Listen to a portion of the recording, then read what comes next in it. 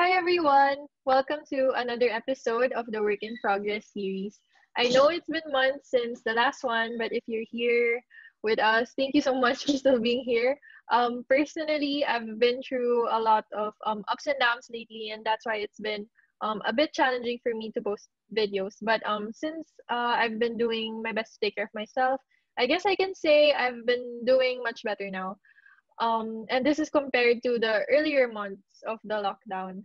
Now, I know it's not the same for everyone, and we're all trying our best to take care of ourselves during this time, and that's why it's today's topic. How do we take care of ourselves, or how do we take care of our mental health in a time like this? And who better to tell us or share with us rather on ways on how we can do that.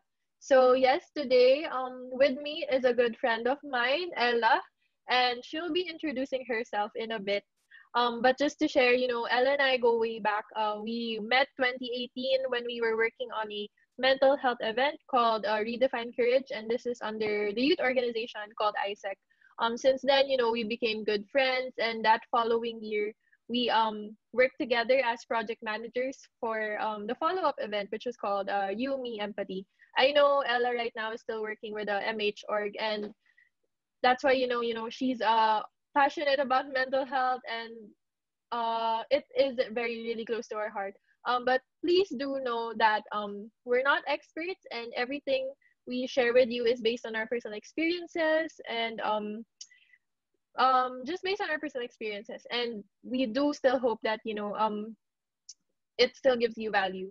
So lastly, also before I say anything else more, I just want to thank Ella. Thank you, Ella, for making the time, for being here and sharing with us what you're going to share today. I was really excited to talk about this, and when I thought about mental health, ikaw talaga yung unang naisip. And I'm really glad that you said yes to this. It means a lot to me, and I'm sure it's gonna mean a lot also sa people who watch this too. So yes, thank you, Ella, and I'll hand it now over to you. Thank you, Mali, for that. Actually, when you invited me, I was thinking, what will I share to other people? Like, I'm not even a mental health professional, so parang will something I share be of value to them? So parang I was able to think and reflect on, and then I came up with something on how to deal with the situation. So I hope it will be helpful also to other people. But of course, we have to remember that this how to help you take care of your mental health in times like this is coming from a non-professional, which is Yes. me. So yeah, let me introduce myself first. Who am I? So I'm Ella Bangalan, and aside from being a biochemistry major, I'm also a mental health advocate. So as a biochemistry major, I work as a research assistant under one of my professors way back in college, and we focus on computational chemistry and molecular modeling. But as a mental health advocate, I also do work. I do consulting work at one of the biggest mental health service providers here in the Philippines, based in Makati. What I do there is actually similar to what Melly has said before. Like, we met in our organization in college. We were organizing mental health forums and seminars. So it's kind of similar to what I'm doing now. So when she said that this topic is very close to my heart, it actually started back in our ISEC days. And I'm happy that I'm still able to continue doing this advocacy, working for the advocacy. Quick situation about me. So before the pandemic, if you would ask my friends to describe me, they would Yes. probably say I'm very talent guy. Diba? Like, it's very easy to invite me. Like, I'm almost always G to anything. Diba? That's how they would describe me. So from there, I guess you can say na I'm usually always on the go. I'm G to a lot of things. I'm always out. I not naman always, but I enjoy going out, and I like traveling. I like the outdoors. So during the pandemic, it threw me off the course. Like, I felt so many new emotions. I was flustered. I was confused. I was upset. I was agitated. And all those things, all the loss of routine, loss of normalcy, it made me restless.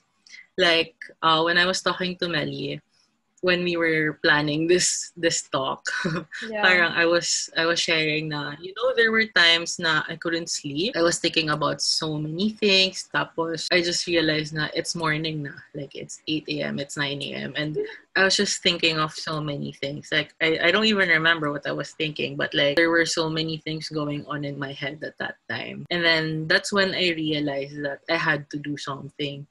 Kasi it was already disrupting my daily life. Before, I was very high functioning. I like being productive.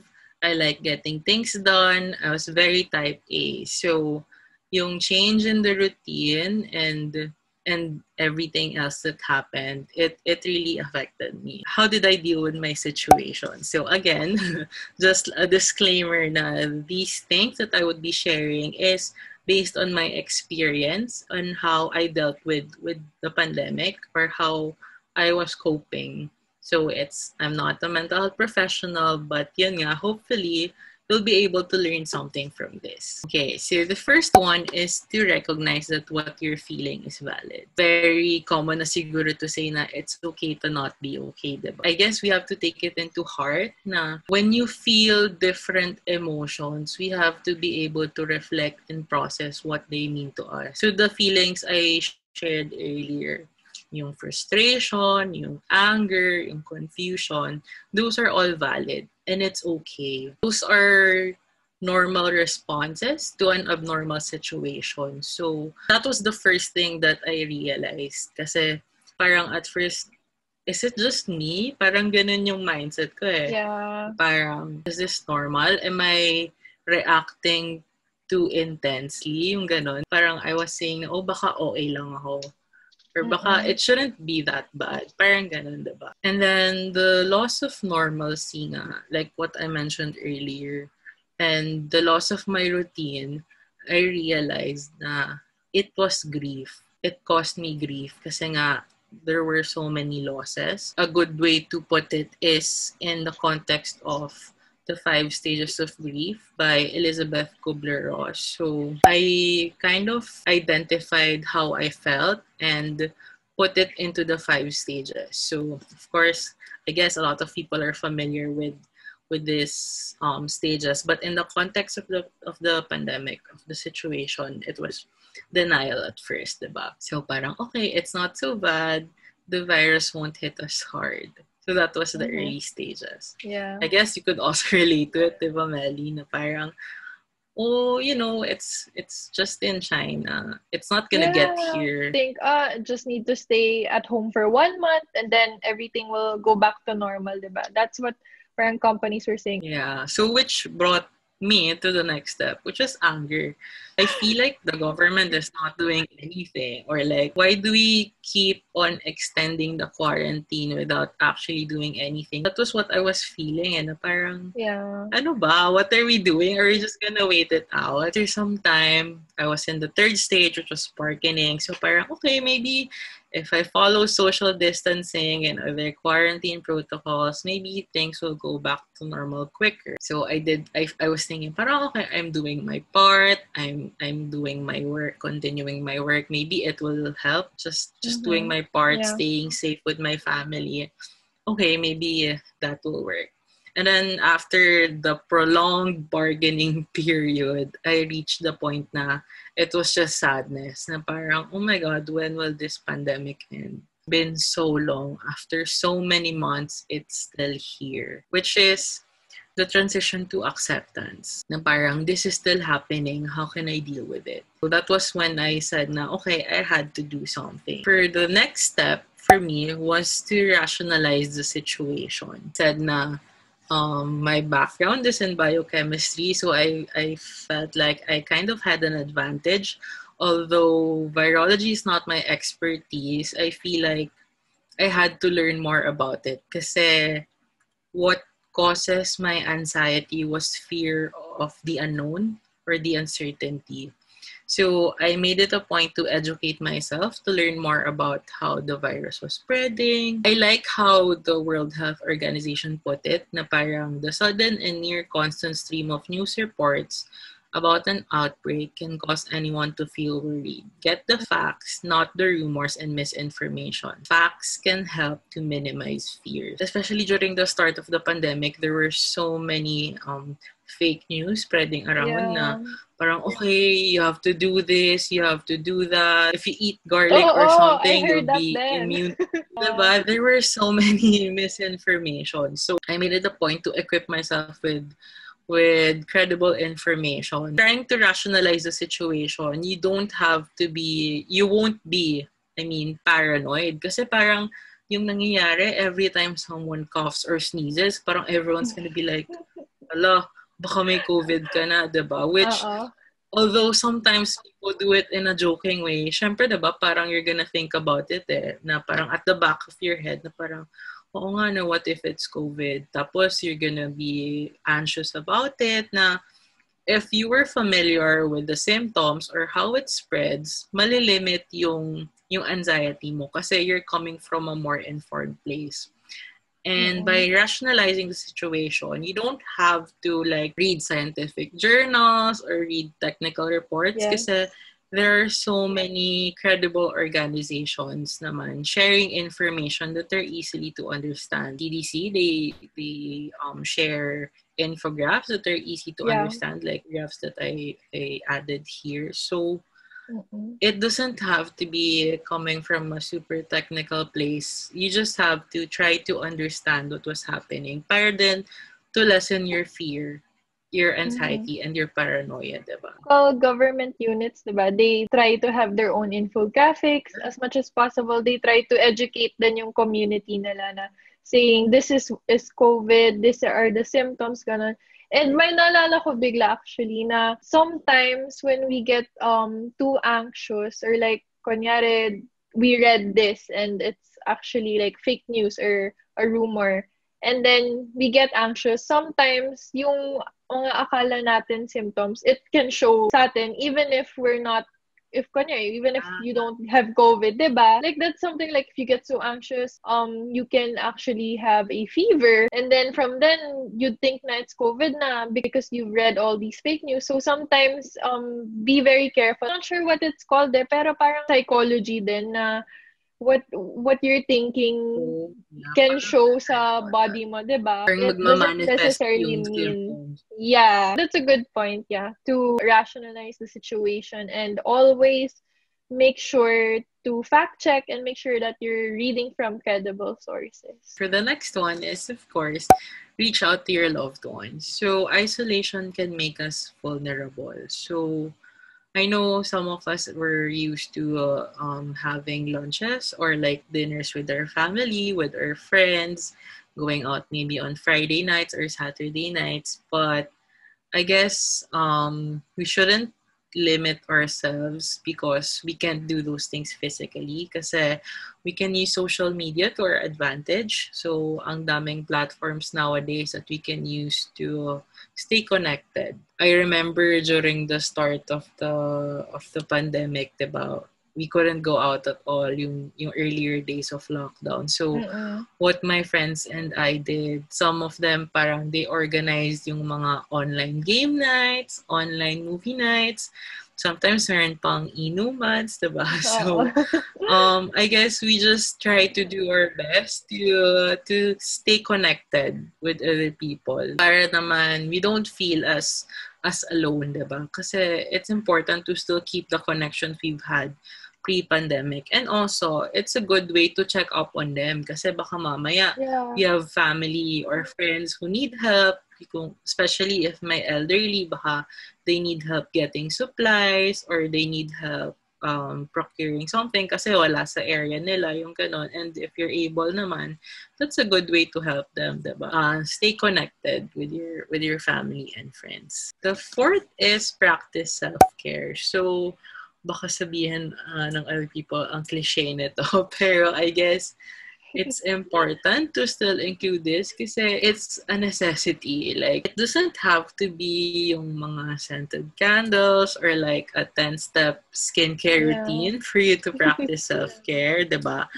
So, I guess it's more of like what works for you or like what you truly enjoy. For me, what I did was yung start ng quarantine, I started watching yung mga Korean dramas and Western TV series and movies that have been on my list for so long. So, I Yes. tried to catch up on those things. And parang sobrang dami before na I didn't have time to watch it. So, yun, now I had time. So, I was watching, also trying other things. I tried yung paint by numbers, which was supposedly dapat daw therapeutic, pero being my type A self, nakakauso siya. Oh my Especially gosh. on the line. It was fun.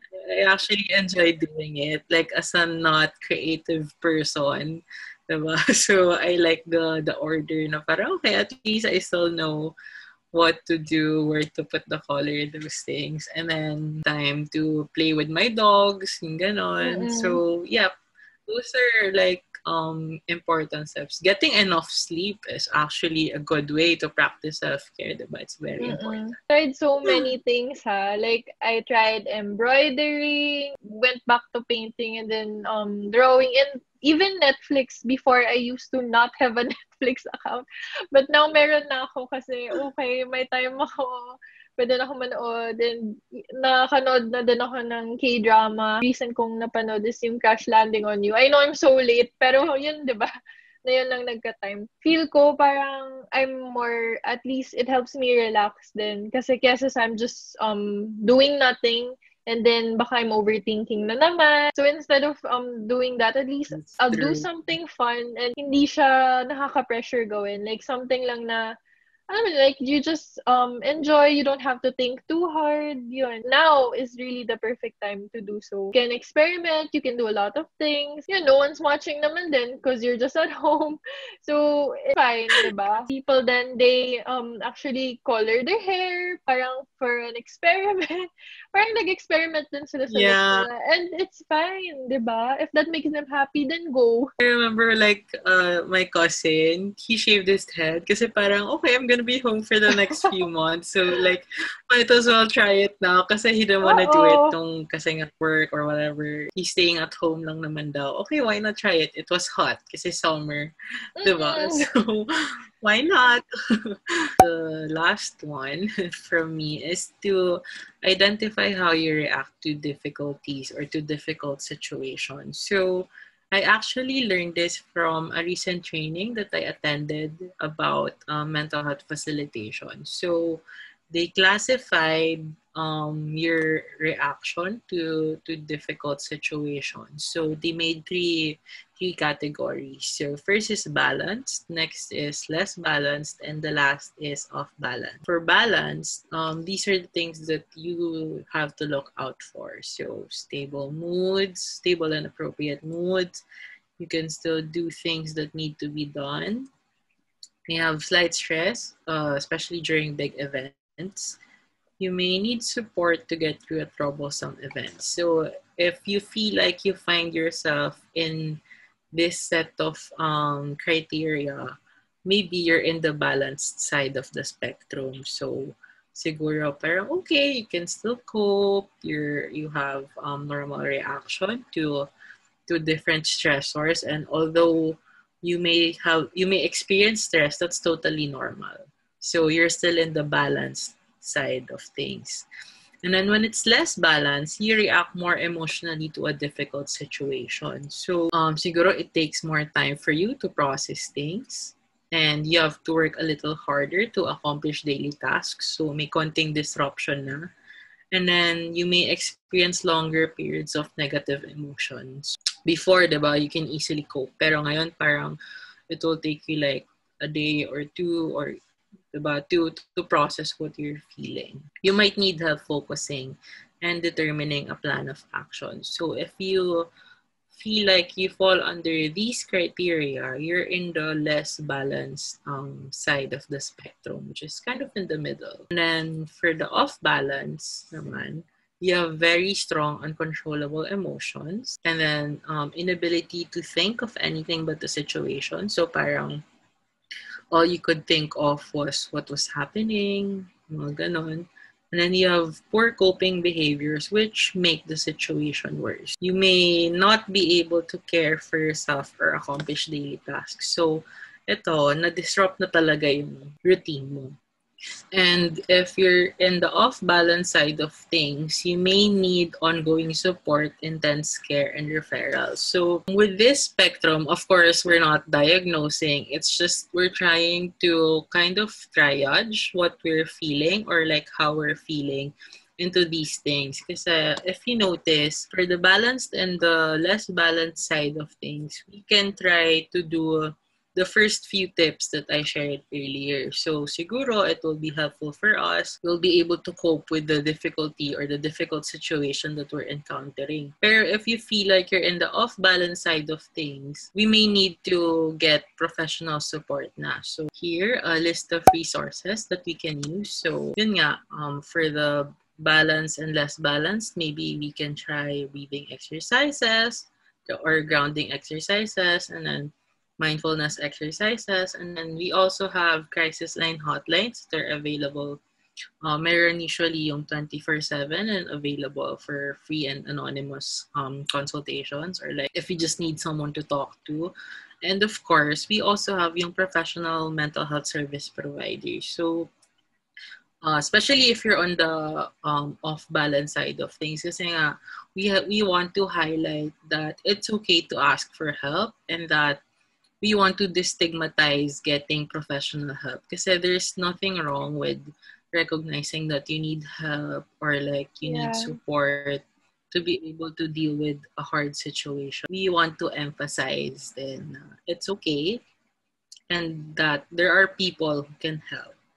Actually, I guess that's it for my how-to, what I did basically. To sum it all up, I'll just share 5 key takeaways from myself na what I did to deal with my situation. I realized that our feelings are valid. It's okay to feel this way. It's okay to feel different because of the abnormal situation, ganun.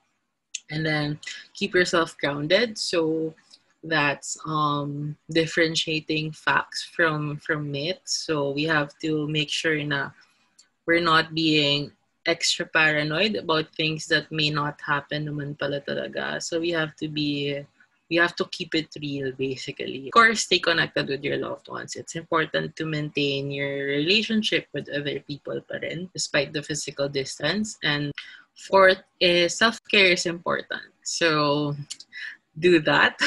Do that thing that you've always wanted to do. Now is the time, diba? We have enough time to be able to do things that we enjoy. Of course, know when to seek help. We've mentioned it earlier.